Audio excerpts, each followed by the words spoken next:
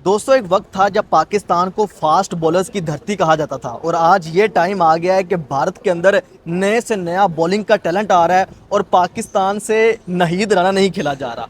आप एक तरफ पाकिस्तान सुपर लीग देखें और दूसरी तरफ आप आईपीएल देखें तो आपको एक नए से नया टैलेंट नजर आएगा, स्पेशली अगर फास्ट बॉलर्स की बात करें। एक तरफ आपको वेबन सूर्यवंशी जैसे जो है वो बल्लेबाज नजर आएंगे और दूसरी तरफ आपको प्राफुल हिंजे जैसे फास्ट बॉलर नजर आएंगे। और अगर आप पाकिस्तान की तरफ देखेंगे तो आपको हैरानगी होगी कि नाहीद राना जैसा फास्ट बॉलर कभी किसी ने सोचा भी नहीं था कि बांग्लादेश के अंदर पाकिस्तान से बेहतर फास्ट बॉलर्स आएंगे। और आज ये वक्त है कि पेशावर ज़ल्मी किसी से पकड़ी नहीं जा रही और फ़र्क सिर्फ एक है, वो है बांग्लादेश के फास्ट बॉलर नाहीद राना। जिस तरह से उसने पिछले 3 मैचेस के अंदर अगर उसकी परफॉर्मेंस देखें तो किसी के अंदर जो है वो 7 रन दे के उसने 3 खिलाड़ी आउट किए, तो किसी के अंदर 15 रन दिए। और पिछले मैच की अगर बात की जाए, जिस तरह से उसने मुल्तान सुल्तान के अगेंस्ट आखिरी ओवर किया, 19वां ओवर था, सिर्फ 1 रन दिया। वहाँ पे अगर आप देखा जाए तो मैच का पासा बदल सकता था ना, सिर्फ 34-35 रन रहते थे और उसकी फास्ट बॉलिंग ने किसी से भी वो अभी तक नहीं खेला जा रहा। मैंने अभी देखा इस यहाँ पे जितने भी इस जो मैच हुए, नाहीद राना ने जिस पाकिस्तानी बैटर के आगे बॉलिंग की है वो सब पिच से नीचे उतरते। वजह क्या है? 150 की रफ्तार।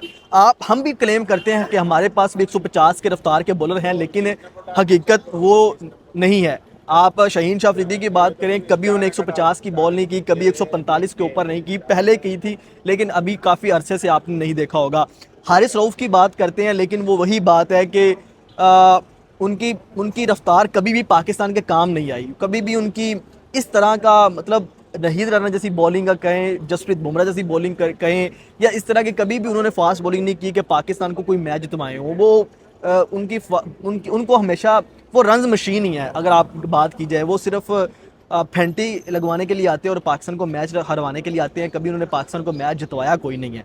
सिर्फ ऑस्ट्रेलिया की बात करें, वहाँ पे वो चल जाते हैं, उसके अलावा दुनिया में कहीं भी चले जाएं उनकी कोई परफॉर्मेंस नहीं है। तो आप इन तीनों चीज़ों को अगर आप कंपेयर करें तो आपको एक वाज़ह डिफरेंस नज़र आएगा, वो है सिस्टम का। पाकिस्तान के पास भी टैलेंट आता है, अभी अली रज़ा जैसा बॉलर हमारे पास आया, इसके अलावा उबैद शाह हैं, और भी पाकिस्तान के पास जिशान लड़का आया था, उसने भी इंडिया के अगेंस्ट बड़ी शानदार परफॉर्मेंस दी थी, 6 खिलाड़ी आउट किए थे, लेकिन उसके बाद वो गायब हो जाते हैं। क्यों?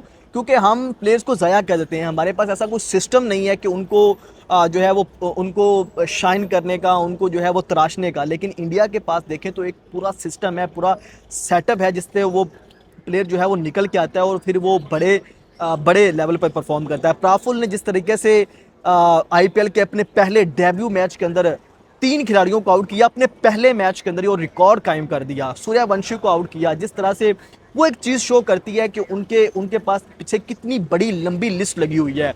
पाकिस्तान के प्लेयरों के पास बैटरों की बात की जाए तो 150 खेली नहीं जाती, बॉलरों की बात की जाए तो 150 उनसे होती नहीं है। ये एक बहुत बड़ा डिफरेंस है जहां पाकिस्तान और इंडिया के आपको क्रिकेट के अंदर नज़र आएगा। तो ये इस टाइम मुझे लगता है कि आपको एक बड़ा डिफरेंस नज़र आएगा। लेकिन कमाल शानदार बॉलिंग है उसकी प्राफुल की तरफ से। उसके अलावा जो दूसरा उनका शाकिब है, उन्होंने भी शानदार किस्म की बॉलिंग की। तो उनके पास फास्ट बॉलर आ रहे हैं। अगर आप अर्शदीप को देखें, आप अगर जसप्रीत बुमराह को देखें, अब उसके इससे उमरान मलिक आए थे, तो उनका हर सीज़न के अंदर उनके पास नया से नया टैलेंट आ रहा होता है, बैटिंग के अंदर भी, बॉलिंग के अंदर भी। लेकिन अगर आप पाकिस्तान को देखते हैं तो आपको समीर मिनास नज़र आएगा, लेकिन बहुत डर है, बहुत सारे लोगों को डर है कि उसको भी हम ज़ाया कर बैठेंगे। तो ये है पाकिस्तान के पास के हमारे पास टैलेंट आने से ज़्यादा ये डर होता है कि ये ज़ाया हो जाएगा, कि हमारे कोचेज़, हमारा क्रिकेट बोर्ड, हमारे जो सेटअप है वो उसको ख़राब कर देगा। तो ये एक बहुत बड़ा प्रॉब्लम है हमारे पास। तो दोस्तों ये है जो है वो फास्ट बॉलर का जो प्रॉब्लम हमारे पास आ रहा है। एक टाइम था वसीम अकरम, वकार यूनुस, इमरान खान जैसे हमारे पास फास्ट बॉलर आते थे। ब्लेसिंग मुजरबानी को बैन कर दिया पाकिस्तान क्रिकेट बोर्ड ने, क्योंकि उन्होंने पहले पीएसएल के साथ कॉन्ट्रैक्ट किया, उसके बाद लालच के अंदर आके वो आईपीएल के अंदर चले गए। मुझे लगता है कि वो बहुत अच्छा किया पाकिस्तान क्रिकेट बोर्ड ने, ये होना चाहिए, वरना दुनिया का कोई भी सेटअप नहीं चल सकेगा। जहाँ पे आप पैसा फेंकोगे ये सारे प्लेयर वहाँ पे भागते चले जाएंगे। पैसे की तरफ जाना चाहिए, लेकिन पहले कमिटमेंट कर लें। अगर आपने आईपीएल खेलना तो फिर आईपीएल खेलें, फिर अपने आप को रिस्क पर डालें। अगर आपको सिलेक्ट करते हैं तो ठीक है, नहीं सिलेक्ट करते तो फिर घर पे बैठे। ये नहीं है कि आप पहले पाकिस्तान सुपर लीग में आ जाएं, अगर रेट ज़्यादा लगे तो उधर चले जाएं। तो ये कोई तुक नहीं बनता था। पाकिस्तान क्रिकेट बोर्ड ने ये कहा है कि भाई प्रोफेशनल क्रिकेटर कॉन्ट्रैक्ट था, प्रोफेशनल क्रिकेट के अंदर अगर आप कॉन्ट्रैक्ट की खिलाफ वर्जी करेंगे तो डेफिनेटली आपने उसकी पासदारी नहीं की तो आपको बैन करना पड़ेगा। 2 साल के लिए उनको बैन कर दिया, जिस तरह से आईपीएल ने हैरी ब्रूक को बैन किया था, लेकिन वो सिर्फ उन्होंने पुल आउट किया था, लेकिन इसने तो एक लीग को छोड़कर दूसरी लीग में चले गए। तो ये एक बहुत बड़ा फ़र्क था यहाँ पे। तो ये चीज़ है, तो मुझे लगता है ये बड़ा अच्छा फैसला किया है।